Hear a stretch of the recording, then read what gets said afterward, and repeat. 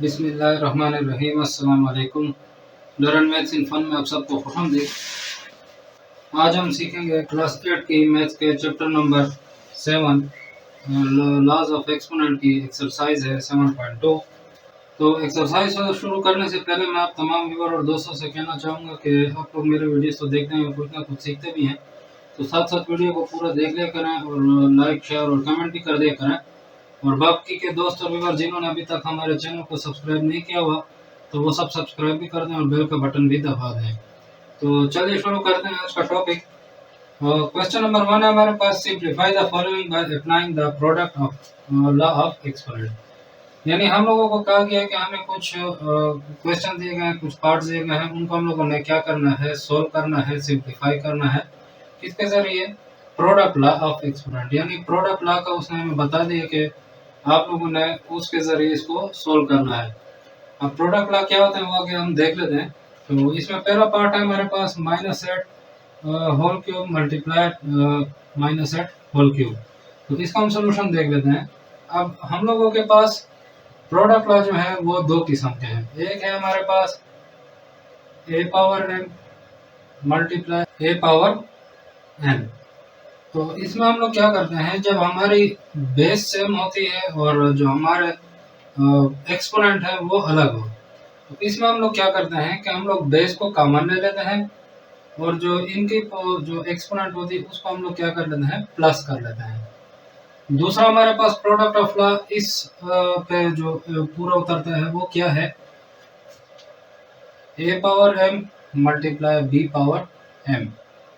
अगर हमारे पास इस किस्म की सिचुएशन आ जाए, यानी उसमें बेस अलग हो और एक्सपोनेंट सेम हो, तो हम लोग क्या करते हैं, इसका जो बेस होती है उसको आपस में मल्टीप्लाई कर लेंगे और जो बेस जो एक्सपोनेंट होगी उसको हम लोग कॉमन ले लेते हैं। अब ये जो क्वेश्चन है, ये जो पार्ट है, ये इन दोनों लास्ट पे पूरा उतरता है। अगर हम देखें तो इसकी बेस सेम है, तो हम लोग क्या करेंगे, इसकी बेस को कॉमन लेके जिस तरह यहाँ पे लिखा हुआ है, इसकी जो एक्सपोनेंट होगी उसको हम लोग प्लस कर देंगे। दूसरा, अगर हम लोग इसकी एक्सपोनेंट को सेम कर रहे हैं, यानी फर्ज कर रहे हैं इसके बेस अलग-अलग एक्सपोनेंट सेम है, जहाँ पे हम देख रहे हैं 3 और 3, तो हम क्या करेंगे, इसके जो बेस होगी इसको हम मल्टीप्लाई करके जो पावर होगी उसको हम कॉमन ले लेंगे। तो इसको मैं फर्ज करें इस तरीके पे हल करूं तो किस तरीके से सोल्व होगा, यहाँ पे फर्ज करें मैं लिखता हूँ सच इज हमारे पास ये फार्मूला है am मल्टीप्लाई an। तो इस फार्मूले पे अगर मैं इसको सोल्व करूं तो आ जाएगा a into m plus n, यानी इसकी जो एक्सपोनेंट होगी वो m प्लस n कर देंगे। यानी हम लोग क्या करते हैं, -8 होल पावर 3 यानी cube multiply -8 whole cube is equal to, अब हम क्या करते हैं, इसकी जो एक्सपोनेंट है उसको कॉमन ले लेते हैं, तो इससे क्या आ जाएगा, -8 ही आ जाएगा। अब इसकी जो एक्सपोनेंट है उसको हम लोग क्या कर लेंगे, प्लस कर लेंगे, यानी 3 + 3 कर लेंगे। तो इससे हमारे पास क्या आंसर आ जाएगा, -8 होल पावर 6। तो ये हमारा आंसर आ गया। फर्ज करें अगर मैं इसको इस दूसरे तरीके पे सोल्व करना चाहूँ, फर्ज करें हमारे पास ये फार्मूला है am multiply bm is equal to, तो इसमें हम इन दोनों जो इसके बेस होगी उसको हम मल्टीप्लाई करेंगे, यानी a मल्टीप्लाई b और जो इसकी एक्सपोनेंट होगी उसको हम लोग कॉमन ले लेंगे। अब अगर इस तरीके पे हम लोग करें तो जो -8 है पावर 3 मल्टीप्लाई -8 पावर 3, तो इससे क्या आ जाएगा, अब यहाँ पे हम लोग क्या करते हैं, -8 इसको मल्टीप्लाई कर लेंगे -8 के ही साथ, और ये जो इसकी एक्सपोनेंट है इसको हम लोग कॉमन ले लेंगे। जिस तरह हम लोगों ने यहाँ पे प्लस किया था, बेस को कॉमन लिया था, यहाँ हम एक्सपोनेंट को कॉमन लेके बेस को मल्टीप्लाई कर लेंगे। तो इससे क्या आ जाएगा, माइनस माइनस आ जाएगा प्लस, प्लस हम लिखें या ना लिखें कोई फर्क नहीं पड़ता। 8 को 8 से मल्टीप्लाई कर दें, इससे आ जाएगा 64, और हमारी जो पावर थी उससे वो हम लोगों ने कॉमन ली थी और उससे आ गया वही 3 आ गया। तो ये अब इसका आंसर लिखना या ये आंसर लिखना दोनों सेम होते हैं, लेकिन अक्सर हम लोग इस पे सॉल्व करते हैं क्योंकि मतलब माइनस माइनस में अक्सर लोग खता हो जाते हैं और 64 और क्यूब फिर तो इससे हम लोग क्या करते हैं, ये वाला जो हमारा फार्मूला है ये हम लोग इस पे अप्लाई कर लेते हैं कि बेस कॉमन लेके उसकी पावर को प्लस कर लेते हैं। तो आप ये आंसर लिखें या ये लिखें जो आपकी मर्जी है। इसके बाद बी पार्ट हमारे पास x power s multiply x power t। तो इससे क्या आंसर आता है हम लोग देख लेते हैं सॉल्यूशन में। x power s multiply x power t।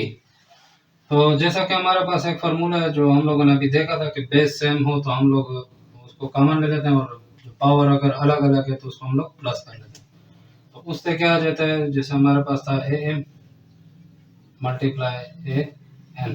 तो इससे क्या आंसर आता था, ए को हम कॉमन लेके इसकी जो पावर होती थी उसको हम लोग प्लस कर लेते थे। तो इससे क्या आएगा, X S multiply X T is equal to. अब इसके हम लोग देख रहे हैं कि बेस सेम है और जो इसके एक्सपोनेंट है वो अलग-अलग है।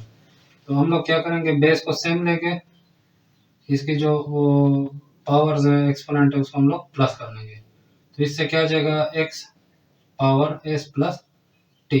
अब ये एस प्लस टी प्लस नहीं होता इसलिए हम लोग इसको ऐसे ही लिख के हम लोग इसका ये आंसर लिख लेते हैं। इसके बाद सी पार्ट हमारे पास 4 स्क्वायर मल्टीप्लाई 5 स्क्वायर। तो इससे क्या आ जाएगा, अब हम लोग यहाँ पे देख रहे हैं कि प्रोडक्ट लॉ यूज करना है। तो प्रोडक्ट लॉ में हम लोगों के पास एक तो ये प्रोडक्ट लॉ था कि अगर बेस सेम हो और पावर अलग अलग हो। दूसरा में प्रोडक्ट लॉ हमारे पास क्या था, अगर बेस अलग-अलग और उसकी जो एक्सपोनेंट है वो सेम हो। तो हम लोग क्या करेंगे, फर्स्ट करें हमारे पास ये फॉर्मूला था A M multiply B M. यानी इसके अब हम देख रहे हैं कि जो बेस है वो अलग अलग है और जो पावर्स है वो सेम है। तो इससे क्या हमारे पास आता था कि हम लोग यहाँ पे अब बेस को मल्टीप्लाई करके पावर को कॉमन ले लेते हैं।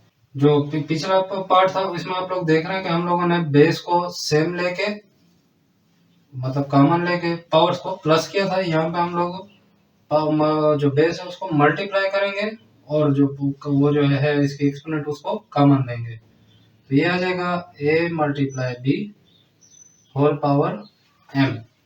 अब यहाँ पे हम देख रहे हैं कि ए की जगह पे हमारे पास 4 है, एम की जगह पे स्क्वायर मल्टीप्लाई बी की जगह पे 5 है और एम की जगह पे स्क्वायर।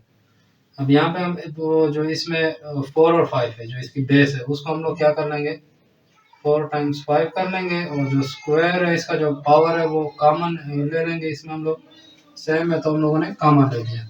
तो इससे क्या आंसर आ जाएगा हमारे पास, 4 5 और 20 आ जाएगा और इसकी जो पावर है वो हमने कॉमन ली थी तो इससे आ जाएगा स्क्वायर। इसके बाद अगला पार्ट हमारे पास डी पार्ट है 3 पावर 7 मल्टीप्लाई 6 पावर 7।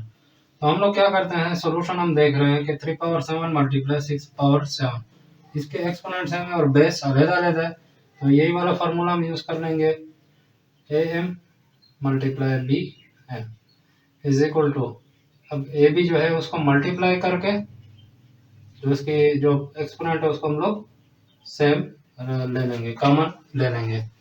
अब हम यहाँ पे ए की जगह पे हमारे पास 3 है और जो इसकी पावर है वो क्या है 7। इस तरह से बी के जगह हमारे पास 6 है और उसकी पावर है 7। तो 3 और 6 को हम लोग क्या करेंगे, मल्टीप्लाई और जो इसकी पावर होगी उसको हम लोग कॉमन लेंगे। तो इससे हमारे पास क्या आंसर आ जाएगा, 6 3 18 आता है और इस तरह जाएगा पावर 7। अगला पार्ट है हमारे पास ई पार्ट है 5 square multiply 3 square multiply 5 times 3 whole cube. अब यहाँ पे हम लोग क्या देख रहे हैं कि हमारे पास दो किस्म के हम लोगों को इसने एक्सपोनेंट दिए हुए। तो हम लोग क्या करते हैं पहले तो कि जो एक जैसी एक्सपोनेंट है उनके जो बेस है उनको हम लोग एक जगह कर लेते हैं। तो उसके लिए हम क्या फार्मूला इस्तेमाल कर लेते हैं, A M multiply B M is equal to A times B और पावर एम। तो इसमें हम लोग ये फार्मूला कर लेंगे क्योंकि हम लोग यहाँ पे देख रहे हैं कि बेस अलग अलग है और जो एक्सपोनेंट है वो सेम है। तो इसके लिए हम लोग क्या कर लेंगे, इसमें हम लोग 5 टाइम्स 3 कर लेंगे यानी इन दोनों को मल्टीप्लाई कर लेंगे बेस को जिस तरह हमने यहाँ पे देखा है और इसकी जो पावर है उसको हम लोग कॉमन ले लेंगे टाइम्स 5। ये तो एक ही जगह पे इसको एक जगह करने की ज़रूरत नहीं, तो इसको हम लोग ऐसे ही लिख लेंगे। अब यहाँ पे हम लोग क्या देख रहे हैं, यहाँ पे एक और चीज हमें नजर आ रही है। पहले तो हम इसको सॉल्व कर लेते हैं। इससे आ जाएगा 15 स्क्वायर मल्टीप्लाई, ये आ जाएगा 15 क्यूब। यहाँ पे अब आप लोग देख रहे हैं कि इसकी जो बेस है अब वो सेम हो गई है, एक्सपोनेंट अलग अलग हो गए।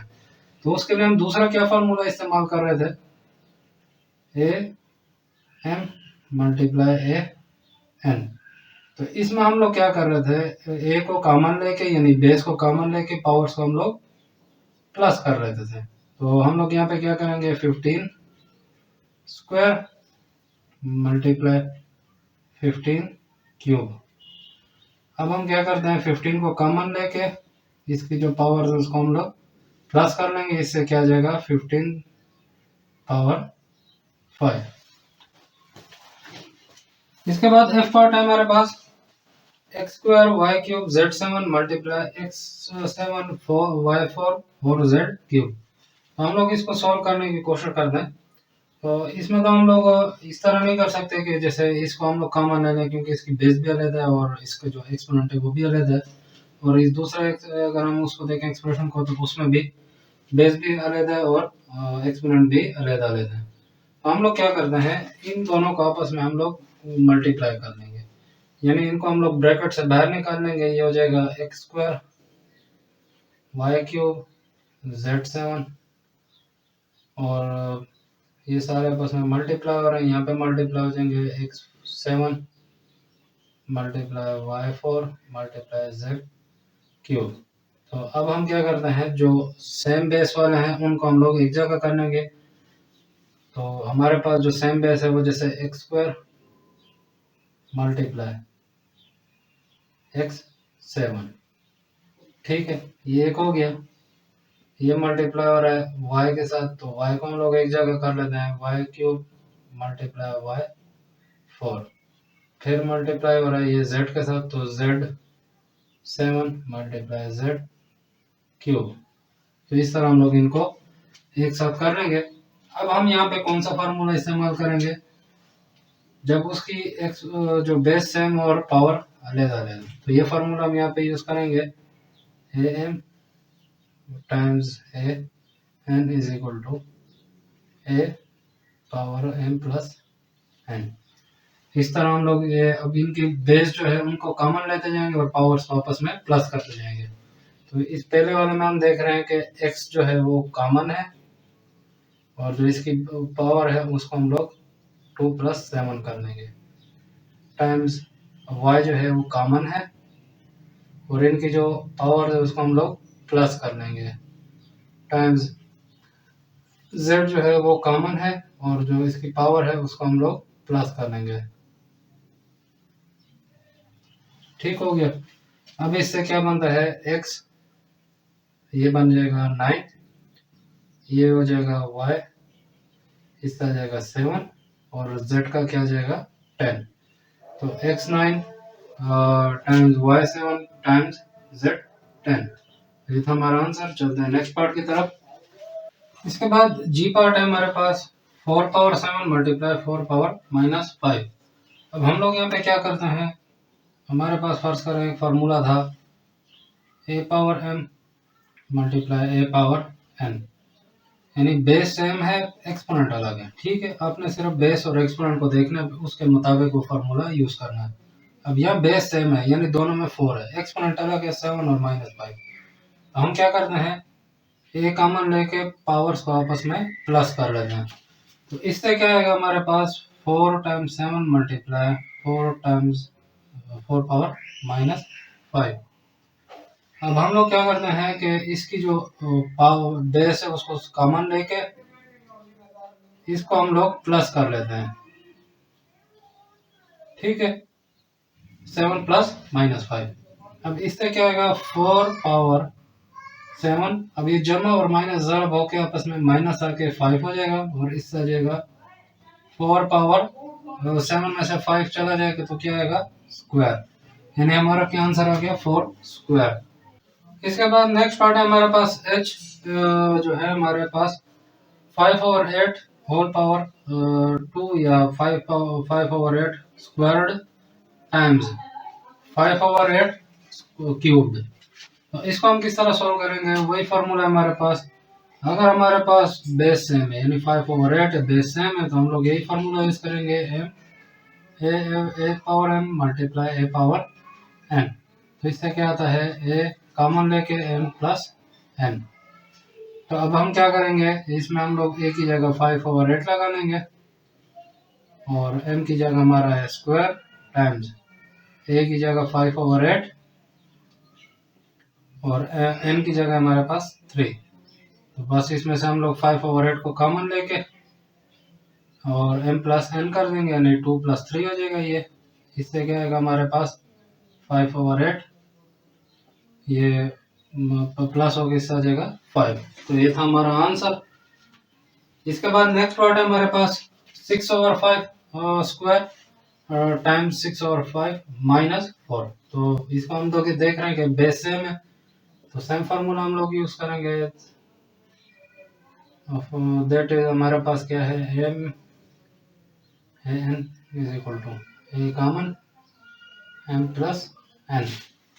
अब यहाँ पे हम क्या करते हैं, ए की जगह पे 6/5 लगा लेंगे, एम की जगह पे हमारे पास है 2 और ए की जगह हम लगा लेंगे 6/5 और एम की जगह हमारे पास -4।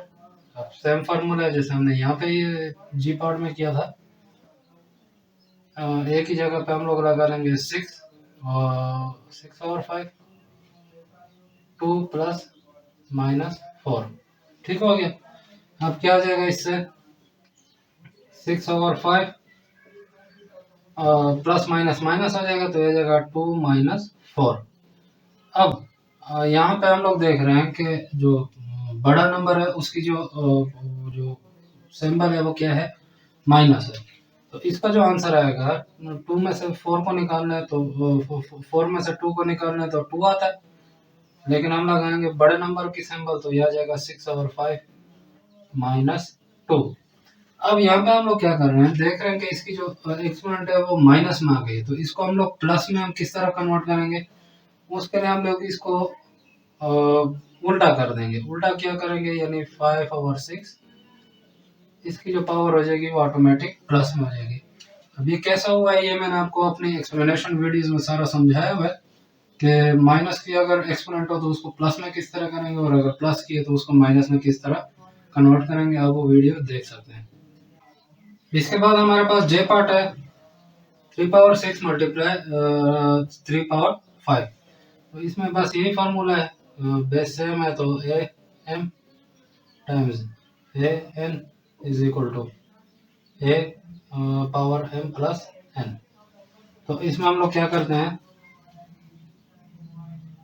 ए की जगह 3/6 multiply 3 times 5 is equal to 3 को हम लोग कॉमन ले लेंगे और यहाँ आ जाएगा 6 + 5। तो इससे क्या आंसर आता है हमारे पास, 3/11। तो यह हमारा क्या आंसर आ गया, 3/11। इसके बाद नेक्स्ट पार्ट है हमारे पास के है 2 power -2 times 4/3 times 5/-7 times 2/7 times 4/-4 times 5/3। अब इसको हम लोग देख लेते हैं। अब यहाँ हम देख रहे हैं कि हमारे पास जो इनकी बेस है वो भी अलग है और जो इसकी एक्सपोनेंट है वो भी अलग है।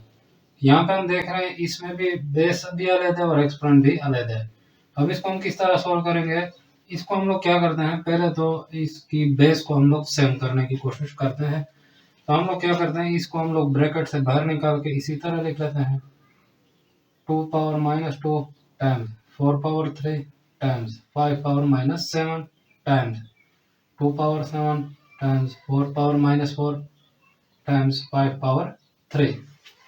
ठीक हो गया। अब हम क्या करते हैं, बेस को एक जगह करते हैं जो सेम बेस है, जैसे फर्स्ट करें 2 है 4 है 5 है।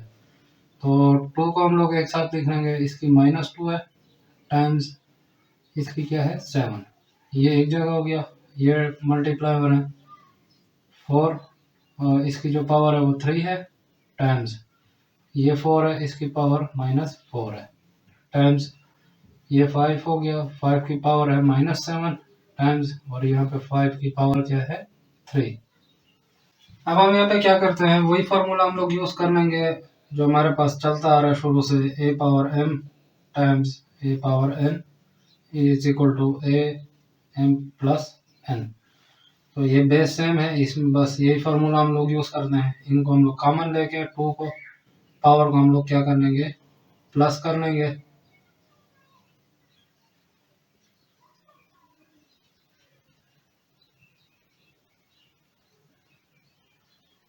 4 पावर 3 माइनस 4, और यहाँ पे आ जाएगा 5 पावर माइनस 7 प्लस 3। ठीक है, अब हम लोग क्या करते हैं, 2 की पावर क्या आ जाएगी हमसे, 7 में से 2 का हम लोगों ने निकाल लिया, उससे क्या आ जाएगा 5। अच्छा 4, इसमें से हम लोग 4 में से 3 निकाल ले, 1 रह गया। 4 का जो सिंबल है वो बड़ा है, तो हम लोग -1 लिखेंगे, और मल्टीप्लाई हो जाएगा 5 के साथ। 5 की क्या आ जाएगी, 7 में से 3 को निकालने 4 रह जाएगा, 7 की सिंबल बड़ी तो हम बोलेगा कि -4।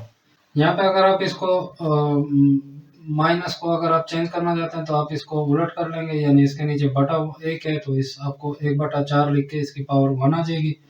ये 5 है, इसके नीचे बटा 1 है, आप 1/5 लिख के इसकी पावर को प्लस कर सकते हैं, लेकिन हम लोगों ने यहीं तक सोल्व करना है तो इसको मैं इसलिए यहाँ पे स्टेप छोड़ रहा हूँ। आगे हम चलते हैं, 2 और 5 इसकी पावर हमारे पास क्या है 4, 2 और 5 इसकी पावर है 5, और 2 और 5 हमारे पास यहाँ पे इसकी पावर क्या है -6। तो अब यहाँ पे हम क्या करते हैं, यही फार्मूला यूज कर लेंगे, इसकी बेस सेम है तो हम लोग क्या करते हैं, ए power M multiply A power N, तो इस तरह जाएगा a power M plus N. तो हम लोग क्या करते हैं, इस सबको कॉमन ले लेंगे। अब ये असल में वर्क किस तरह करता है, एक्सपोनेंट काम किस तरह करता है, जो हम लोग बेस को इकट्ठा कर लेते हैं या उसको अलग-अलग करते हैं, पावर को प्लस कर लेते हैं या उसको ज़रब करते हैं। तो ये सारा मैंने अपनी पिछली video basic laws of exponent जो हैं 8 बेसिक लॉज ऑफ एक्सपोनेंट, वो सारे समझाए मैं ऊपर आपको आई बटन में और नीचे डिस्क्रिप्शन में भी उसका लिंक मिल जाएगा, और इस वीडियो का आखिर में एंड कार्ड जिसको हम लोग कहते हैं उसमें भी एंड स्क्रीन में भी आपको मिल जाएगा। तो आप लोग वो वीडियो देख सकते हैं और ये एक्सपेरिमेंट किस तरह वर्क करते हैं ये आप वहाँ से सीख सकते हैं। तो हम लोग आ जाते हैं अपने क्वेश्चन की तरफ। तो यहाँ पे हम लोग बेस को इकट्ठा कर लेते हैं 2/5। यहाँ पे अगर हमें 1000 दफ़ा भी दिया था 2/5, तो हम लोग उसको कॉमन ले लेते हैं क्योंकि बेस सबकी 2 और 5 है।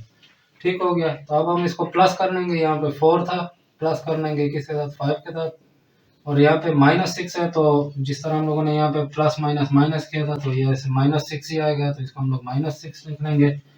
अब इससे क्या आता है 2/5, 4 + 5 से आ जाएगा 9, 9 में से आप 6 को माइनस करना आ जाएगा आपके पास आंसर 3। तो ये था हमारा क्वेश्चन नंबर 1, यहीं पे ये खत्म हो गया है क्वेश्चन 1। चलते हैं नेक्स्ट क्वेश्चन की तरफ। इसके बाद क्वेश्चन नंबर 2 हमारे पास simplify using the quotient law, यानी हमें कुछ पार्ट्स दिए गए हैं उसको हमें कहा गया कि क्वोशंट लॉ के जरिए इसको सोल्व कर लो। तो फर्स्ट करें हमारे पास एक क्वोशंट लॉ है जिसकी बेस सेम हो, जैसे फर्स्ट करें ए पावर एम और ए पावर एन। अब यहाँ पे हम देख रहे हैं कि इसकी बेस सेम है और जो एक्सपोनेंट है वो अलग-अलग है, तो हम लोग क्या करते हैं कि इसको कॉमन लेके, यानी ए और ए को हम लोगों ने कॉमन ले लिया और इसके जो एक्सपोनेंट है उसको आपस में हम लोग माइनस कर लेंगे। या इसको इस तरीके से भी हम लोग लिख सकते हैं कि ए है A M divide by A N is equal to, अब इसको हम लोग कॉमन ले लेंगे ए को, और इसकी जो पावर है वो m माइनस एन हो जाएगी। तो हम लोग इस तरीके से इसको सॉल्व करेंगे। तो चलते हैं हम लोग अपने क्वेश्चन की तरफ। सारे क्वेश्चन इस दूसरे तरीके से दिए गए हैं तो हम लोग इसी तरीके को देख लेते हैं। सिंपल हम लोगों ने क्या करना है, ए पार्ट हमारे पास 3 पावर 7 डिवाइड बाय 3 पावर 5। अब इसको आप इस तरीके से भी लिख सकते हैं 3 और 7 बाय 3 और 5, इस तरीके से भी लिख सकते हैं। तो इसमें हम क्या फार्मूला यूज करेंगे, A M divide by A N is equal to, a को हम कॉमन ले लेंगे और m माइनस एन। तो इससे क्या आ जाएगा 3/7 डिवाइड बाय 3/5, इसका हम लोग कॉमन ले लेंगे 3 और 7 माइनस 5, तो इससे क्या आ जाएगा हमारे पास 3 की पावर जो हो जाएगी वो क्या हो जाएगी 7 में से 5 या 2। इसके बाद बी पार्ट है हमारे पास, इसका हम सोल्यूशन देख लेते हैं। -7 पावर 9 डिवाइड बाय -7 पावर 5। तो इसमें हम क्या फार्मूला यूज़ करेंगे, यही वाला a power m divide by a power n। इससे क्या आ जाएगा a कॉमन और m minus n। Product law में हम लोग, अगर प्रोडक्ट लॉ होता तो उसमें हम लोग बेस कॉमन लेके पावर्स को प्लस कर लेते हैं। क्वोशंट लॉ है तो इसमें हम लोग बेस को कॉमन लेके पावर्स को माइनस कर लेंगे। तो इससे क्या आ जाएगा,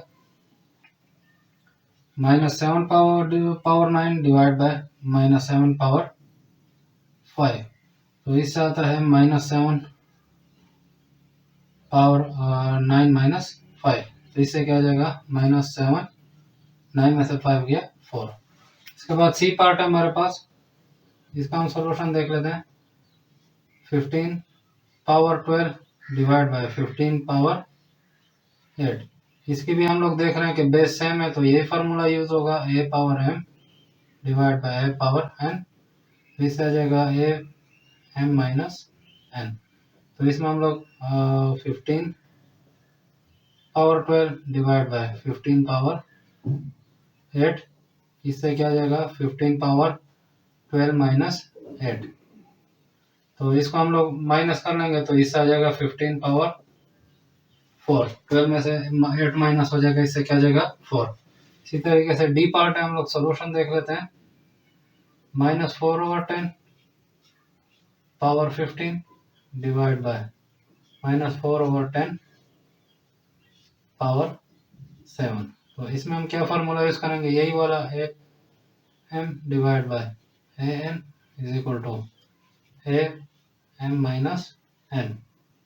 तो इसमें हम लोग क्या करते हैं, -4/10 whole power 15 divide by -4/10 power 7। इससे क्या आ जाएगा, -4/10। इस को माइनस कर लेंगे, 15 माइनस 7, और इससे आ जाएगा -4/10। इसकी पावर क्या आ जाएगी, तो 15 में से 7 माइनस हो गया 8।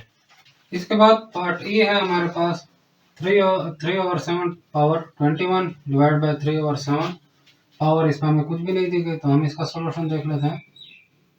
3/7 power 21 divide by 3/7 divide by power bye कुछ भी नहीं है, हमें इधर दिया गया। तो ये हमने अपने पिछले एक्सपोनेंट वाली वीडियो में एक्सप्लेनेशन में हमने देखा था कि जिस नंबर की पावर नहीं होती तो वो किसके बराबर होता है, हमेशा 1 के बराबर होता है। यानी जिसकी पावर अगर फर्ज करें x पावर 1 है तो x पावर 1 हमेशा x के बराबर होगा।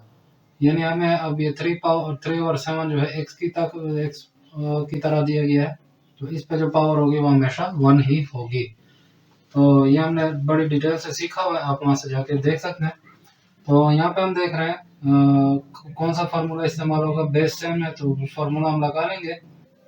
a power m divide by a power n is equal to a को हम कॉमन लेके m माइनस n कर देंगे। तो इससे क्या आ जाएगा, 3/7 पावर 21 डिवाइड बाय 3/7 पावर 1। तो इससे आ जाएगा 3/7, ये हमने कॉमन ले लिया, 21 माइनस 1 हो जाएगा पावर इसकी। तो इससे क्या आ जाएगा हमारे पास, 3/7 पावर 20, यानी 20 में से 21 में से हमने 1 माइनस कर दिया, हमें क्या आंसर आ गया, 20। इसके बाद हम एफ पार्ट देख लेते हैं। -1/12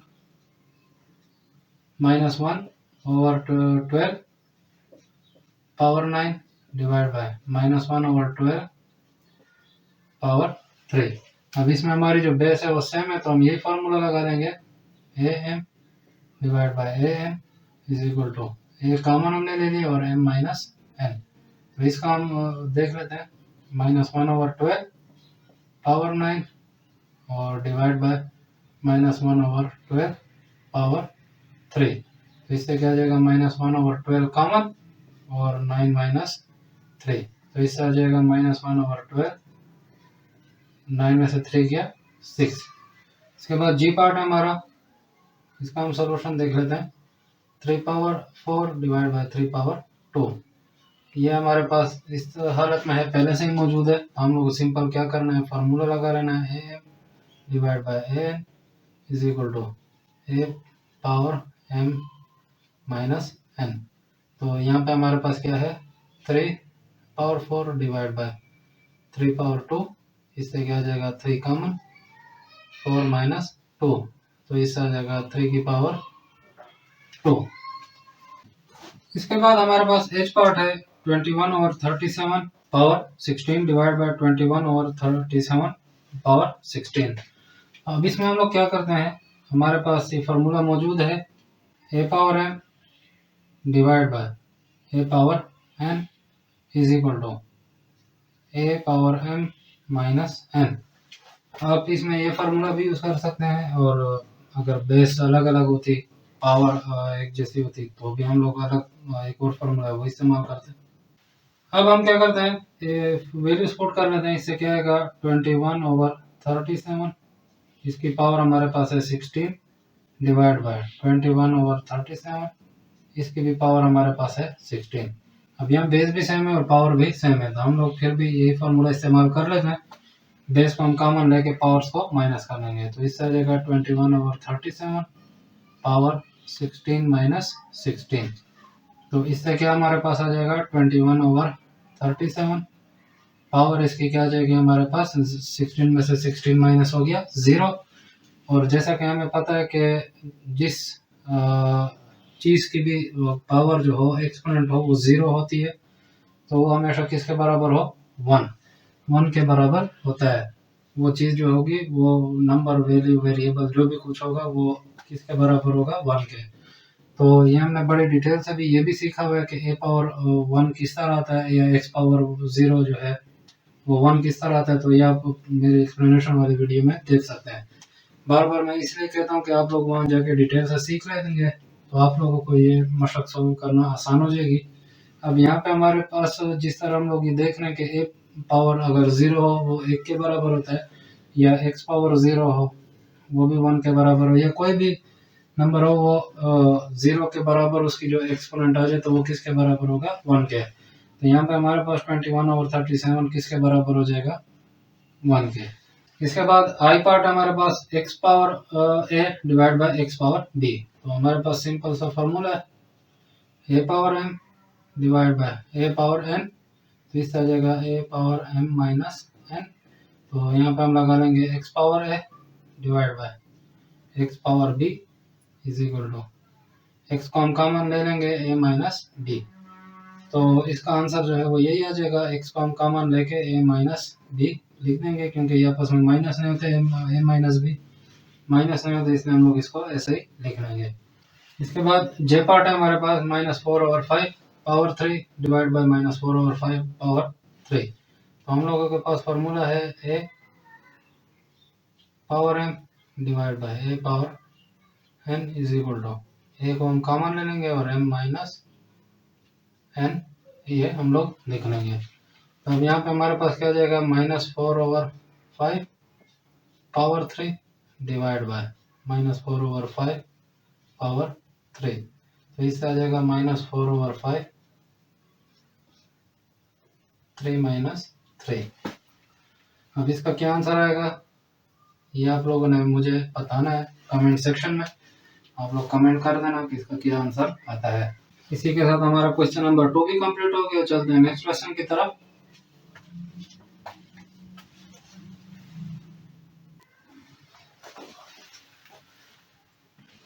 इसके बाद क्वेश्चन नंबर 3 हमारे पास express the following as single exponents. यानी हम लोगों को कहा गया है कि इसमें हमें कुछ पार्ट्स दिए गए हैं कि उनकी पावर की भी पावर ली गई है, उसको हम लोगों ने सिंगल एक्सपोनेंट लिखना है। यानी जितनी भी पावर हैं, पावर्स की जितनी भी पावर्स हैं उन सबको हमने ख़त्म करना है और सिंगल नंबर हम लोगों ने उसका लिखना है। तो अब यहाँ पे हम लोग देख रहे हैं हमारे पास पार्ट ए है -n पावर 6 होल पावर 3। तो अब इसको हम किस तरह सोल्व करेंगे। हमारे पास एक लॉ है जिसको हम लोग पावर ऑफ पावर लॉ कहते हैं, power of a power law. तो यहाँ पे हम लोग देख रहे हैं कि वो किस तरह होता है। जैसे फर्ज करें a पावर m और उसकी भी अगर पावर है n, तो हम लोग क्या करते हैं सिंपल हम लोग m और n को आपस में मल्टीप्लाई कर देते हैं। तो इस कानून के तहत हम लोग ये सारा जितने भी पार्ट्स हैं इनको सोल्व करने की कोशिश करते हैं। हम लोगों के पास फार्मूला क्या है, ए पावर एम और उसकी भी पावर एन है। तो हम क्या करते हैं, ए को कॉमन लेके उसकी जो पावर्स होती हैं उनको आपस में हम लोग मल्टीप्लाई कर लेते हैं। अब यहाँ पे हम देख रहे हैं कि हमारे पास ए की जगह पे है माइनस एन, तो माइनस एन हम लोगों ने ले लिया और उसकी पावर थी 6, मल्टीप्लाई कर लेंगे जो एक और पावर है जो 3 है उसके साथ। तो इससे हमारे पास क्या आंसर आ जाएगा, माइनस एन पावर 6 3 18। तो ये था हमारा आंसर। इसके बाद एक और पार्ट है हमारे पास, बी पार्ट है, -3 पावर 4 होल पावर 2। तो इसको हम सोल्यूशन देख लेते हैं, -3 पावर 4 होल पावर 2। तो यही फार्मूला हम लोग इसमें यूज कर लेंगे, a power m whole power n का। तो इस तरह जाएगा a power M multiply n. तो क्या आंसर आया इससे, -3 पावर 4 मल्टीप्लाई 2। तो इस तरह जाएगा -3 पावर 8।